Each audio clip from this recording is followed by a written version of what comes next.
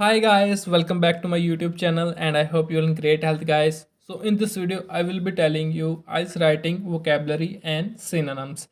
So ये बहुत important video होने वाली है गाइस. सो इसमें आपको एक मैं टिप बताऊंगा कि आपको कैसे इसको यूज़ करना और क्यों यूज़ करना होता है. So before we start the video guys, please hit the subscribe button and don't forget to share this important video with other student. So let's begin the videos. So as you already know that vocabulary contributes up to 25% to your total IELTS score. So it means it's important to show your lexical resource to the examiner.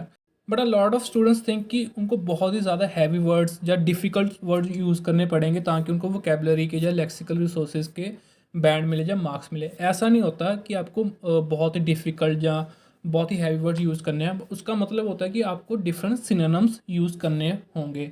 जैसे कि आपने कोई भी word use किया उसको repeat नहीं करना through out your exam, उसके सिनोनिम्स यूज़ करने होते हैं.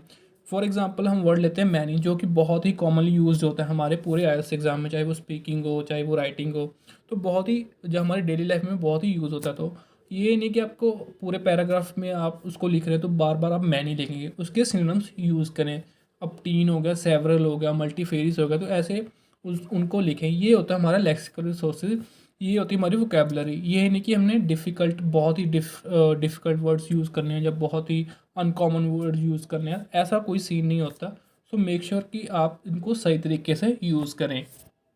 सो जो हमारा पहला वर्ड है वो है स्टॉप, और उसके सिनोनिम्स आप जो यूज़ कर सकते हैं वो है कि कर्ब यूज़ कर सकते हो, रिस्ट्रेन एंड अंडर कंट्रोल. इसका मतलब सभी का मतलब सेम ही होता है कि किसी चीज़ को कंट्रोल करना, जो उसको रोकना. एग्जाम्पल के तौर पे यहाँ पर हम एक सेंटेंस देख दिया, the police are trying to curb underage drinking. तो आप इस पे कर्ब की जगह स्टॉप भी यूज़ करते हो, रिस्ट्रेन भी यूज़ करते हो, मतलब वही रहेगा. बट आपने वही है कि सिनोनिम्स यूज़ करने हैं, रिपीट नहीं करना सेम वर्ड दोबारा दोबारा अपने आइल्स एग्जाम में. And the next word is explain. इसके हम सिनोनिम्स यूज़ कर सकते हैं इलुसिडेट, मतलब किसी चीज़ को क्लियर करना.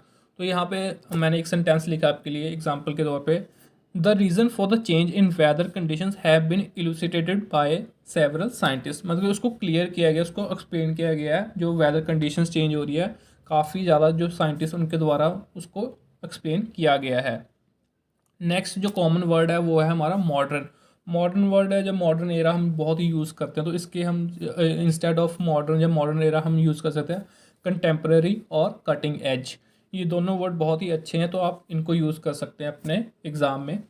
यहाँ पर हमने एग्जाम्पल के तौर पे एक सेंटेंस भी लिखा है जिसे हम देखते हैं.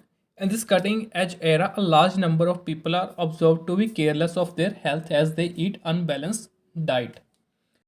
जो नेक्स्ट वर्ड है वो है स्टार्ट. इसके हम सिनोनिम्स यूज़ कर सकते हैं कमेंस एंड टू बिगिन. इसको हम टास्क वन में भी बहुत कॉमनली ये वर्ड यूज़ होता है, टू कमेंस या टू बिगिन, या स्टार्ट करना. जब हम पैराग्राफ शुरू करना होता है हमारा, तो हम टू बिगिन यूज़ कर सकते हैं, टू कमेंस यूज़ कर सकते हैं. यहाँ पर एग्जाम्पल के तौर पे हमने लिखा भी है, to commence with they are a number of factors responsible for poor eating habits among individuals.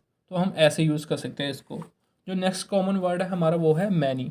ये भी बहुत एक कॉमन वर्ड है जो बहुत ज़्यादा यूज़ होता है आइल्स एग्ज़ाम में. तो इसके हमारे पास काफ़ी ऑप्शन है जिसको आप यूज़ कर सकते हो अपने एग्ज़ाम में. फर्स्ट है umpteen, several, myriad, multitude, multifarious, numerous and plethora. तो ये सारे वर्ड्स हैं जो आप एग्ज़ाम में यूज़ कर सकते हैं ताकि आपके बैंड इम्प्रूव हो. तो एग्जाम्पल देखते हैं हम कि हम इसको कैसे यूज़ कर सकते हैं. It is a fact that industry is hit by high cost as a result of a plethora of new measures. यहाँ पर हमने प्लेथोरा को लेकर सेंटेंस बनाया कि बहुत सारे मेजर्स लिए गए हैं. Plethora means many, several. तो आप कोई भी वर्ड यूज़ कर सकते हो. जो नेक्स्ट हमारा कॉमनली वर्ड यूज़ है वो है मेन. मेन हम अपनी डे टू डे लाइफ में भी यूज़ करते हैं और आइल्स एग्ज़ाम में भी यूज़ होता है. तो इंस्टेड ऑफ मेन आप प्रीडोमिनेंट या प्राइमरी वर्ड को भी यूज़ कर सकते हैं. एग्जाम्पल के लिए हम देखते हैं, older people predominate in this neighbourhood. कि ज़्यादातर जो मेन है हमारे जो नेबरहुड में वो क्या है, जो बुज़ुर्ग लोग हैं वही ज़्यादा रहते हैं. नेक्स्ट बहुत ही अच्छा वर्ड है, बहुत ही बढ़िया वर्ड है, वो है रिड्यूस. रिड्यूस के लिए हम यूज़ कर सकते हैं मिटिगेट, अबेट एंड डिमिनिश. तो ये काफ़ी ज़्यादा यूज़ होता है, ये भी हमारे स्पेशली राइटिंग टास्क 2 में बहुत ही यूज़ होने वाला वर्ड है. तो इसको हम सेंटेंस देखते हैं इसका क्या बनता है.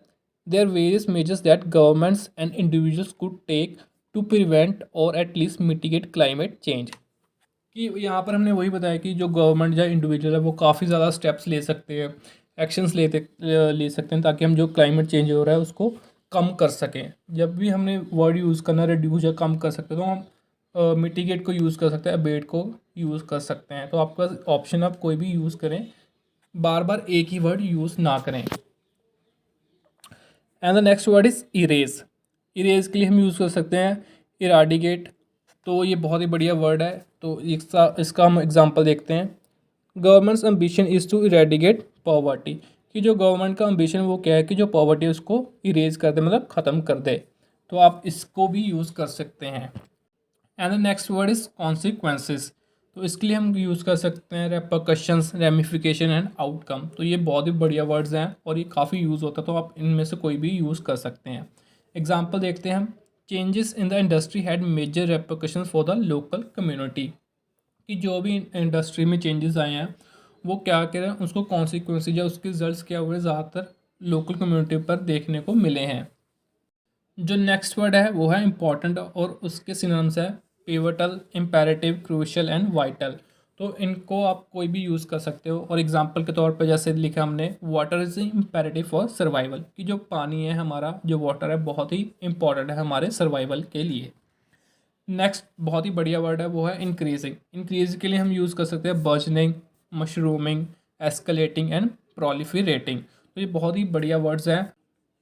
और यहाँ पर एग्जांपल देखते हैं। The phenomenon of burgeoning obesity among children in the western countries has severe drawbacks. यहाँ पर हमने बताया कि जो बर्जनिंग और जो ओबेसिटी है बहुत ही तेज़ी से बढ़ रहा है बच्चों में वेस्टर्न कंट्रीज़ में, और उसके बहुत ही ज़्यादा सवेयर या सीरियस ड्रॉबैक्स भी हैं, मतलब डिसएडवांटेज भी हैं। तो इंक्रीजिंग के लिए जगह आप सिनोनिम्स यूज़ कर सकते हैं मशरूमिंग या बर्जनिंग, प्रोलिफरेटिंग या एस्केलेटिंग। तो ये काफ़ी अच्छे वर्ड्स हैं। Next one is effect. तो उसके लिए हम यूज़ करते हैं synonyms influence, impact and after math. तो ये काफ़ी बढ़िया वर्ड्स हैं जिसको आप यूज़ कर सकते हैं। और एग्जांपल के तौर पे हम देखते हैं कैसे यूज़ कर सकते हैं। एग्जांपल है the book had a huge impact when it first came out, कि जो बुक रिलीज़ हुई थी जब, तो इसका बहुत ही ज़्यादा इम्पैक्ट पड़ा था, जहाँ इसका इन्फ्लुएंस बहुत ही ज़्यादा हुआ था जब ये पहली बार रिलीज़ हुई थी। जो नेक्स्ट वर्ड है वो है हमारा प्रॉब्लम, और उसके सिनोनिम्स हैं obstacle, hurdle and hindrance. Example देखते हैं। Some people consider computers to be more of a hindrance than a help, कि कुछ लोगों को लगता है कि जो कंप्यूटर्स है वो ज़्यादा प्रॉब्लम है दैन की हेल्प, की उनकी हेल्प कम है, तो पर एक प्रॉब्लम ज़्यादा है कंप्यूटर्स वगैरह, कुछ लोगों को ऐसा लगता है। नेक्स्ट वर्ड इज़ लैक, मतलब कमी होना। तो इसके सिनोनिम्स हैं स्कार्सिटी, डेफिशिएंसी एंड शॉर्टेज। तो ये आप कुछ सिनोनिम्स हैं जिसको यूज़ कर सकते हैं। और एग्जांपल के तौर पर देखते हैं। Nowadays it is not surprising that the issue of water scarcity has attracted many heated debates due to its impact on the whole society. यहाँ पर हमने बताया कि ये कोई सरप्राइजिंग नहीं है कि जो इशू है कि पानी जो कम होता जा रहा है, तो इसमें इसकी वजह से बहुत सारे इश्यूज राइज भी हुए हैं पूरी सोसाइटी में। तो आप लैक की जगह स्कार्सिटी या डेफिशिएंसी, शॉर्टेज इसको यूज़ कर सकते हैं। नेक्स्ट जो बहुत ही ज़्यादा यूज़ होता है वर्ड एडवांटेज। एडवांटेज की जगह हम उसके सिनोनिम्स यूज़ कर सकते हैं जैसे merits, gain, benefits and positive points. तो एग्जांपल देखते हैं। Why the scheme has many merits, it mainly serves the wide community and older people who are fit and able to care for themselves. तो ये example था कि हम कैसे इन words को यूज़ कर सकते हैं। जो नेक्स्ट वर्ड है वो हमारा है लास्ट वन इज़ डिसएडवांटेजेस। तो इसका हम सिनोनिम्स यूज़ कर सकते हैं जैसे drawbacks, cons and downside. Example देखते हैं। Having one language would certainly aid understanding and economic growth, but there will also be some drawbacks. यहाँ पर हमने बताया कि सिंपली कि जो अगर एक लैंग्वेज होगी तो बहुत ही बढ़िया हो जाएगी, अंडरस्टैंडिंग ईजी हो जाएगी, इकोनॉमिक ग्रोथ भी बढ़ेगी, बट उसके साथ साथ उसके कुछ ड्रॉबैक्स भी होंगे। तो डिसएडवांटेज की जगह आप इन सिनोनिम्स को भी यूज़ कर सकते हैं अपने एग्ज़ाम में और डेली लाइफ में भी। सो आई होप कि आपको ये वीडियो काफ़ी यूज़फुल लगी होगी, आपके लिए बहुत ही बेनिफिशियल होगी। So if you like the video guys, give it a thumbs up and don't forget to share this important video with other students, and I will see you in the next video guys. Till then, take care, good luck for the preparation, and thank you guys.